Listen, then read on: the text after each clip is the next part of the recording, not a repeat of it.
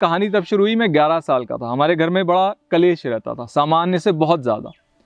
पर सौभाग्यवश हमारे पास एक कंप्यूटर था, तो मैं अपने कमरे में अपना ज़्यादा समय जो है कंप्यूटर के साथ ही व्यतीत करता था और मुझे प्रोग्रामिंग का शौक़ हो गया।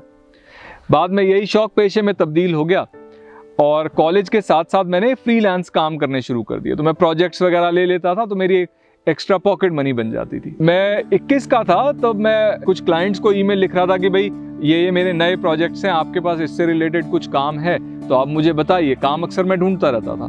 तो मेरे क्लाइंट हुआ करते थे Brint.com पे, वहां पे मैंने टी की जगह गलती से के लिख दिया। तो ये ईमेल पहुंची डैनी को। डैनी एक फिल्म मेकर है जो एरिजोना में रहता था। तो ये केविन स्पेसी की वेबसाइट बना रहा था और उसको मेरा काम अच्छा लगा। तो उसने कहा कि देखिए, मैं आपको जानता नहीं, मुझे नहीं पता आप किसको ढूंढ रहे हैं, पर मेरे पास ये फला काम है, आप ये करेंगे तो मैं आपको इतने $, घंटे के दे दूंगा। तो अंधा क्या मांगे दो आंखें। मैंने कहा कि जी बिल्कुल, इतने पैसे के लिए तो मैं कुछ भी कर दूंगा, जो मुझे नहीं आता वो मैं सीख के कर दूंगा। तो वहां से डैनी और हमारे रिश्ते की शुरुआत हुई। तो 2 साल हमने इकट्ठे काम किया। 2003 तक वो बहुत ज्यादा टाइम डिफरेंस की वजह से पक गया था। तो उसने कहा कि भाई मैं तुम्हारा वीजा लगवा देता हूँ, तुम यहाँ आ जाओ। मैंने तो कभी अमेरिका जाने की सोच ही नहीं थी, क्योंकि ज़्यादातर कंप्यूटर इंजीनियर वगैरह होते हैं जो सोचते हैं। मैं तो आम ग्रेजुएट था, मुझे तो कुछ था, मुझे ये था कि भाई मेरे को अपना आज़ादी हो। आज़ादी मुझे बहुत पसंद थी कि भाई मैं किताबें पढ़ पाऊँ, थोड़ा कुत्ते वगैरह जो थे घर के नीचे उन्हें खाना वाना डाल पाऊँ, थोड़ा दोस्तों यारों के साथ घूमें और बस। पर मौका मिला तो हमने कहा कि ठीक है अमेरिका चलते हैं, क्यों नहीं, एक नया एक्सपीरियंस रहेगा। तो हम 2003 में अमेरिका पहुँच गए।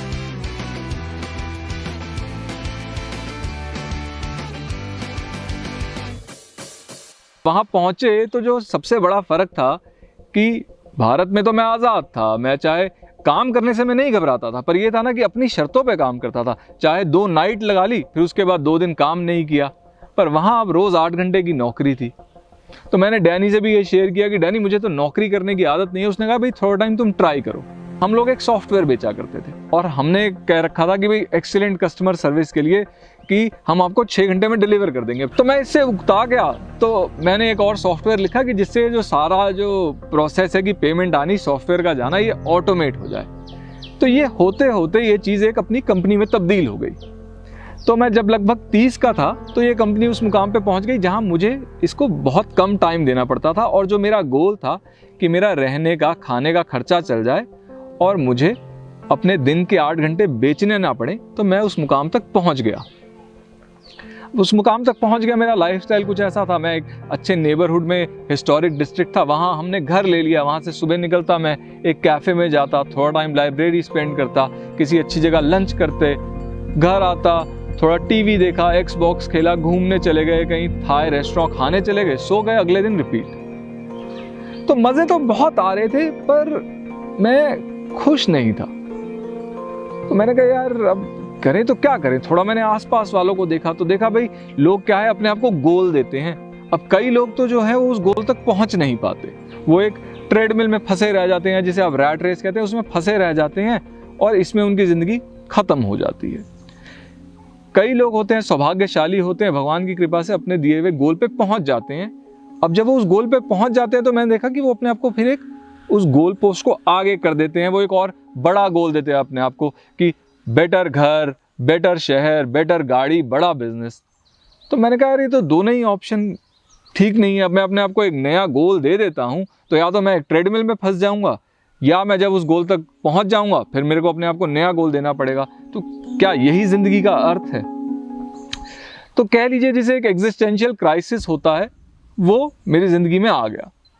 तो लाइब्रेरी तो मैं जाता ही था, तो मैथ साइंस की जगह कुछ मैंने फिलॉसफी की किताबें पढ़नी शुरू कर दी, बुद्ध के बारे में पढ़ना शुरू किया, साथ ही साथ जो अपने विचार थे वो लिखने शुरू किए कि कुछ क्लैरिटी आए, क्योंकि दिमाग में सब कुछ गड़बड़ हो जाता है। जैसे अलमारी साफ करनी हो तो सारे कपड़े आप पहले बाहर निकालते हैं, फिर करीने से अंदर रखते हैं ना। तो मैं जिसे ब्रेन डंप कहता था, मैं अपने सारे जो विचार हैं वो डायरी में लिख लेता था। तो वहाँ से मुझे एक थोड़ी एक छवि सी उभरती हुई दिखाई दी कि यार ये जो भी मैं मज़े कर रहा हूँ उसमें मेरे को खुशी इसलिए नहीं मिल रही क्योंकि इस मज़ों की कीमत जो है कोई और चुका रहा है। अब आप देखिए, जैसे कोई भी चीज़ है, एक पेंसिल ही ले लेते हैं। तो जैसे एक पेंसिल है, पेंसिल में लकड़ी लगी है, ठीक है, उसके अंदर सिक्का डला है, उसके ऊपर थोड़ा सा मेटल की एक चूड़ी सी चढ़ी रहती है, उसमें एक रबड़ लगा रहता है। अब ये देखिए, रबड़ किसी ने उगाया होगा या किसी फैक्ट्री में बना होगा, लकड़ी के लिए पेड़ कटे होंगे, लेड के लिए कहीं माइनिंग हुई होगी, उसके जो पेंसिल के ऊपर पीले रंग का पेंट रहता है वो किसी केमिकल फैक्ट्री में बना होगा, और इस सब को साथ लाने के लिए ट्रांसपोर्टेशन यूज हुई होगी। ट्रांसपोर्टेशन तेल यूज करती है, तेल के लिए प्रदूषण होता है। तो ये तो मैं सिर्फ एक पेंसिल की बात कर रहा हूँ। तो मैंने कहा कि यार ये तो बड़ी गंभीर समस्या है, क्योंकि एक तरफ तो हम बुद्ध के अनुयायी हैं, हम अपने आप को सोचते हैं कि भाई I am a good person, मैं बड़ा अच्छा इंसान हूँ, डू नो हार्म, और यहाँ पे हर कदम पे जस्ट एक आम ग्राहक होते हुए मैं इतना नुकसान पहुँचा रहा हूँ। तो मैंने कहा ये तो सही नहीं है। तो मैं वीगन तो हो ही चुका था, मतलब मैं दूध नहीं पीता था, अंडा नहीं खाता था, मीट नहीं खाता था। अब मैंने क्या किया, जो मैंने कपड़े वगैरह खरीदने थे तो वो भी पुराने लेने शुरू कर दिए। भाई जितना ज़रूरत है, अमेरिका में एक थ्रिफ्ट स्टोर करके होता है, वहाँ पुराने कपड़े मिलते हैं, पुराना सामान मिलता है। तो मैंने किताबें पुरानी खरीदनी शुरू कर दी, फर्नीचर पुराना खरीदना शुरू कर दिया, कपड़े पुराने शुरू कर दिए खरीदने, और जो जो चीज़ें ज़रूरत की नहीं थी उन्हें छोड़ना शुरू कर दिया। शराब पीनी बंद कर दी, सिगरेट पीनी बंद कर दी। तो अब ये छोड़ते छोड़ते एक ऐसा सिलसिला शुरू हुआ कि जहाँ पे मुझे लगा कि भाई कि ठीक है, तुमने अपनी जो कंजम्पशन है वो कम कर दी, पर जो तुम जी रहे हो उसका भी तो एक सफरिंग फुटप्रिंट है। सफरिंग फुटप्रिंट मैं आपको समझाता हूँ।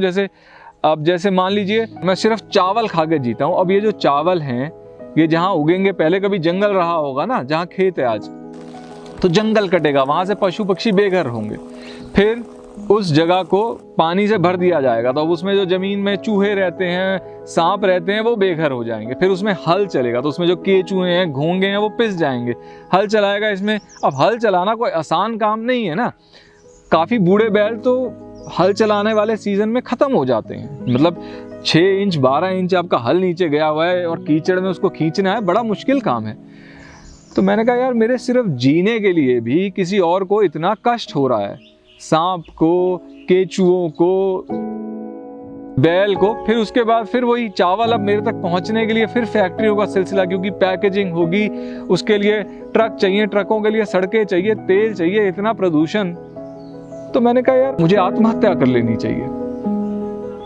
मैं डिप्रेस नहीं था, पर ये जस्ट मेरी एक जो विचार थे वो यहाँ पे आगे कंक्लूड हो रहे थे कि भाई सब कुछ मेरे पास है, खुश मैं हूं नहीं, और अगर खुशी कंजम्पशन से मिलती है और कंजम्पशन से इतनी सफरिंग होती है तो वाई वेट, आज आत्महत्या कर लो। अब देखिए, हर किसी को अपने जीवन से लगाव होता है। चाहे जो मेरी लीनियर थॉट प्रोसेस है आत्महत्या की ओर इंडिकेट कर रही थी, मैं मरना चाहता नहीं था। तो मैंने कहा कि नहीं, मुझे थोड़ा और सोचना चाहिए, क्योंकि ये तो बड़ा फुल एंड फाइनल स्टेप रहेगा। फिर मैंने कहा कि यार मैं अगर आत्महत्या कर लेता हूँ तो दुनिया में 7 बिलियन और कंज्यूमर हैं, फैक्ट्रियाँ ज्यों की त्यों चलेंगी, सब कुछ ऐसे का ऐसा चलेगा और कुछ फर्क नहीं पड़ेगा। अगर मैं अपने जीवन की दिशा बदल देता हूँ, अगर मैं अपनी लाइफ को रीपर्पस कर लेता हूँ, तो ये जो संसार में इतनी सफरिंग हो रही है, एक तो कुछ सफरिंग नेचर में ही रहती है ना, और कुछ सफरिंग इंसान ने ऊपर से जोड़ दी। तो अगर मैं इसके अगेंस्ट काम करूँ, सफरिंग कम करने के लिए काम करूँ, तो मेरे जीवन का एक तात्पर्य रहेगा। तो मैंने कहा हाँ, इस हिसाब से तो जीना और लाइफ को रीपर्पस कर देना, सर्विस को डेडिकेट कर देना एक बेहतर प्रपोजल है मुकाबिल की हम आत्महत्या कर लें। तो मैंने कहा ठीक है, अच्छा काम करना है। अब बात ये आई कि भाई अच्छा काम, इसकी परिभाषा क्या है? क्योंकि देखिए, कई लोग कहेंगे कि आप किसी गांव में चले जाइए, वहाँ पे आर्थिक विकास कीजिए, ये एक अच्छी चीज़ है। पर मैंने कहा कि मान लेते हैं मैं किसी गांव जाता हूँ, उसका आर्थिक विकास करते हैं, और मान लेते हैं आर्थिक विकास में मुझे इतनी कामयाबी मिल जाती है कि मैं उस गांव को न्यूयॉर्क सिटी में तब्दील कर देता हूँ, तो क्या मैंने अच्छा काम किया होगा? दुनिया में एक और न्यूयॉर्क सिटी है, क्या ये असल में एक अच्छी चीज़ है? तो मैंने कहा यार इस अच्छे को ना डिफाइन करना पड़ेगा, क्योंकि बिजनेस में क्या है कि आपके पास एक बड़ी ही परिभाषा होती है सटीक, कि ये जो फैसला है इससे आपके इतने पैसे आएंगे, और ये जो फैसला है इससे इतने आएंगे, तो ये फैसला ज़्यादा सही है। तो मैंने कहा कि यार हमें कोई पैमाना ढूंढना पड़ेगा जो एकदम यूनिवर्सल हो, दुनिया में सब पे अप्लाई करता हो। तो वो मुझे पैमाना मिला कि अच्छाई का तो नहीं, बुराई का मिल गया, कि जो एक फिजिकल पेन है, जो शारीरिक दर्द है, इससे हर कोई पीछे हटता है। अब चाहे वो हिंदू हो या मुस्लिम, अमेरिकी हो या हिंदुस्तानी, आदमी हो, औरत हो, गाय हो या कुत्ता हो, केचुआ हो, इंसान हो, हर कोई दर्द हो, पिन चुभा हो तो ऐसे हाथ हटा लेगा, पीछे हो जाएगा। तो मैंने कहा यानी कि शारीरिक जो दर्द है ये एक क्लियर कट एब्सोल्युटली बैड चीज़ है। तो यानी कि शारीरिक दर्द को हम ख़त्म करें तो ये एब्सोल्युटली गुड है। तो मुझे अपनी परिभाषा मिल गई। अब ये जो मेरा एग्जिस्टेंशियल क्राइसिस था, इसको लेके डॉक्टरी सलाह तो ये थी कि एंटी डिप्रेसेंट्स ले लो और इसको दबा दो, पर मैंने ऐसा नहीं किया। मैंने इसे एम्ब्रेस किया और मैंने भारत का रुख किया। मैंने कहा कि भाई भारत में जब लोग हैं, जब वो सत्य की खोज में निकलते थे तो वो पहाड़ों की ओर चले जाते थे। मैं अमेरिका में हूँ तो मैं भारत की ओर तो चलूँ। तो मैं यहाँ आया।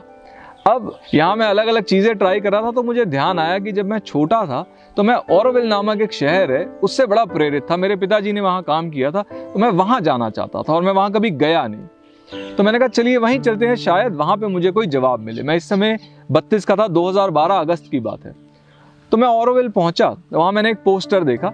वो लॉरेन नामक एक लेडी के बारे में था।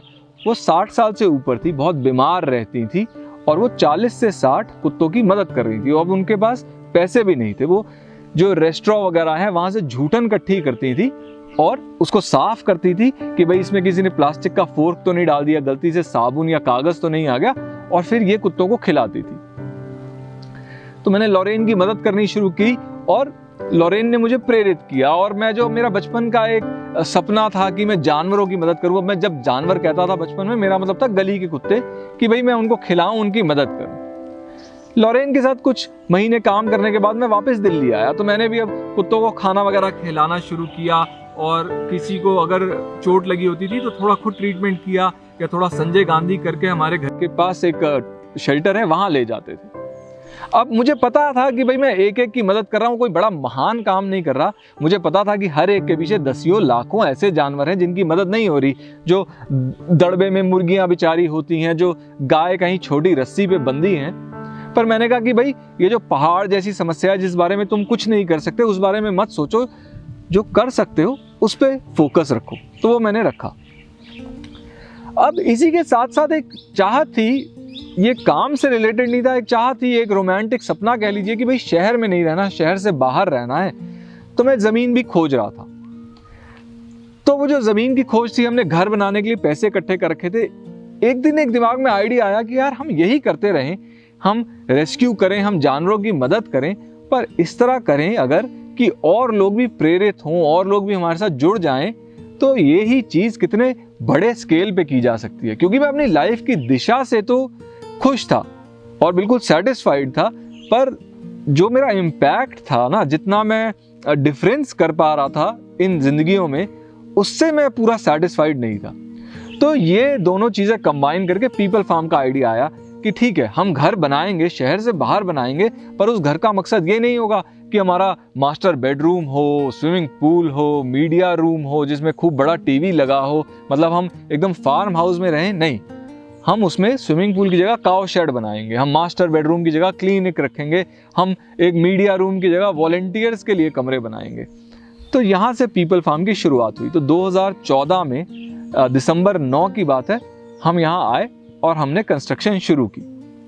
तो पहले तो बिल्कुल एकदम जंगली सा था, यहाँ पे लोग कूड़ा वगैरह फेंकते थे, कॉर्न का, मक्की का एक पैच था जो अबैंडन्ड सा था। हमने इस जगह को साफ करना शुरू किया, पहले बाउंड्री वॉल लगानी शुरू की। जब हम दिल्ली से आए तो हमारे साथ 4 कुत्ते थे। जब यहाँ पे पहुंचे 2 कुत्ते और रेस्क्यू कर लिए, एक खच्चर रेस्क्यू कर लिए, एक बैल रेस्क्यू कर लिया। अब कुछ भी हमारे पास था नहीं, तो तिरपाल वगैरह लगा के हमने इनको रखने की जगह बनाई।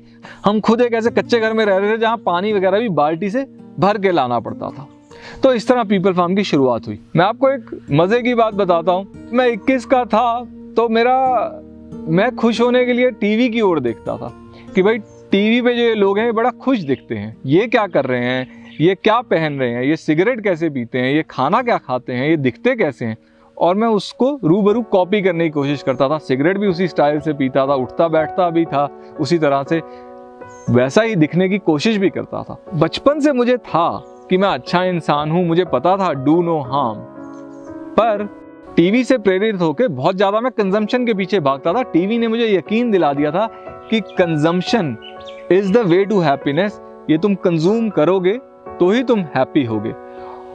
और मुझे लगता है कि हमारे अंदर एक खोखलापन होता है जिसको हम कंज्यूम करके भरने की कोशिश करते हैं। तो अब खैर फिलहाल ये मेरा भ्रम तो टूट चुका था, और जब मैंने ये कंजम्पशन छोड़ के अपने से बड़ा एक मुद्दा चुना जीने के लिए, तो ऐसा लगा जैसे कि किसी ने मेरा हाथ थाम लिया और उस हाथ की मदद से मैं उस खड्डे से बाहर निकला हूं। और कंज्यूम ना करना और अच्छे काम करना दोनों ही साथ साथ चलते हैं, बड़ा ही हैंड इन हैंड चलते हैं, क्योंकि जब आप अच्छे काम करते हैं तो आपके पास टाइम ही नहीं बचता कि आप कंजम्पशन के बारे में सोचें, तो वो खोखलापन रहता ही नहीं जिसे आप भरने की कोशिश करते हैं। तो अब ये जो चेंज है, ये जो बदलाव मेरी जिंदगी में आया, ये आसान नहीं था, क्योंकि होता क्या है, समाज के प्रेशर के चलते, टीवी के चलते, फैशन के चलते हमारा दिमाग प्रोग्राम सा हो जाता है।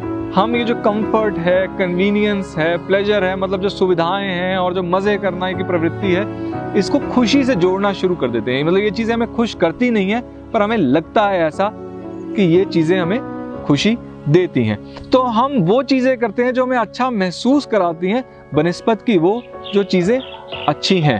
तो अब इसको रीप्रोग्राम करना आसान नहीं था। तो वही, जैसे कोई भी चीज आप करते हैं कि आप धीरे धीरे करते रहिए और प्रैक्टिस करते रहिए, one small step at a time, और फिर ये चीजें हो जाती हैं। तो जैसे मैंने पहले दूध छोड़ा, अंडा छोड़ा, फिर पुराने कपड़े खरीदने शुरू करे, फिर सिगरेट छोड़ी, फिर शराब छोड़ा, मतलब one step at a time, और प्रैक्टिस करते करते आप अपने दिमाग को रीप्रोग्राम कर लेते हैं। तो खैर मेरे सफर की शुरुआत इसलिए हुई थी कि मैं खुश नहीं था। खुशी तो मुझे मिली नहीं, पर मुझे जीने का एक मुद्दा मिल गया, और उस मुद्दे के चलते चलते मैं कहूँगा करीबन 2 साल पहले एक ऐसी बड़ी ही डीप सेटिस्फैक्शन या कंटेंटमेंट मुझे मिल गई जो मुझे लगता है किसी भी खुशी से बड़ी है, क्योंकि ये मुझसे कोई छीन नहीं सकता।